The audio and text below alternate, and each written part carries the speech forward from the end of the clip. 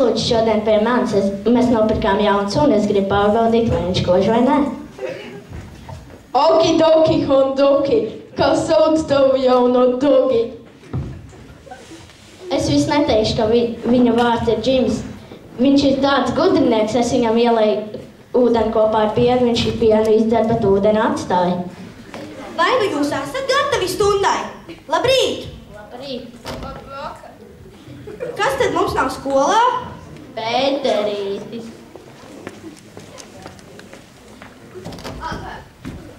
Atvainojiet, skolotāji par traucējumu, bet vai drīkst sēsties solā?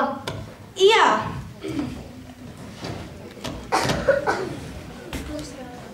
Kāpēc tu tikko iesiti Jānītim? Tāpēc, ka viņš man pagājušajā gadā nosauc par smirdīgu šimpanzi. Kāpēc viņam iesiti tagad? Tāpēc, ka es tikai vakar ieraudzīju pa televizoru šimpanzi. Tagad, bērni, atveriet burtnīcas un parādiet, ka esat tikuši galā ar mājas darbu. Lūdzu, skolotāji, vai drīkst skolēnu sodīt, ja viņš nekā nav izdarījis? Nepavisam ne, Pēterīt. Cik jauki man šodien nav izpildīts mājas darbs. Pēter, es būšu spiest tev ielikt 2.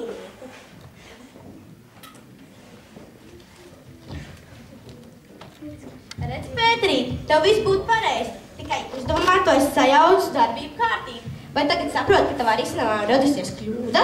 Jā, es nepareizi norakstīju no mājas. Tu norakstīji no mājas? Jā! Tad arī būs spiest tev ielikt 2. Vecā rogoni. Tagad, bērni, atkārtosim matemātiskās darbības. Vispirms saskaitīšanu. Pēterīt, cik naudiņas tev kreisajā kabatā?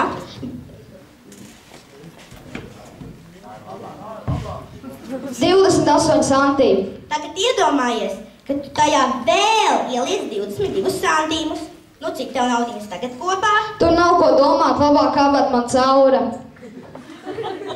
Jānīt, saki tu, ja tev vienā bikšu kabatā ir 28 santīmi un otrā 22 santīmi, ko tas nozīmē?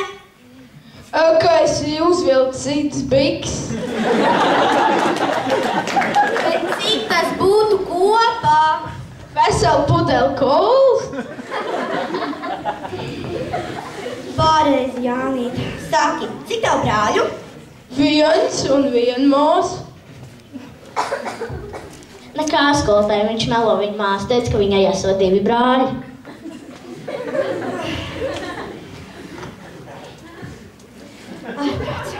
Jānīt, ja tev ir 50 santīmi, tu māsai iedosi 20 santīmus, brālim 15 santīmus, bet draugam aizdosim 10 santīmus. Cik santīmi tev paliks pašam? Kā lai es zinu? To pāris santīmu dēļ taču nav vērts galvu lauzīt. Piemēram, ja mums no 3 jāatņem 3, kāda būs starpība? Mēs nezinām. Nu, iedomājieties, ka jums uz šķīvja ir 3 kotletes. Jūs visas 3 apēdat. Kas paliek uz šķīvja? Kartušu daļa!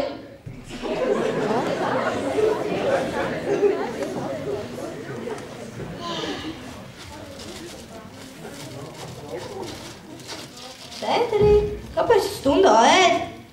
Tāpēc, ka es negribu tērēt laiku starpbrīdī.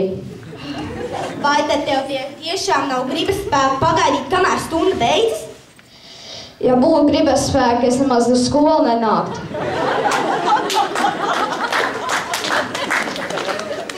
Izrēķinu labāk, cik zivju paliek, ja no 2 zivīm kaķis apēdīs 1 zivi. Nevienas.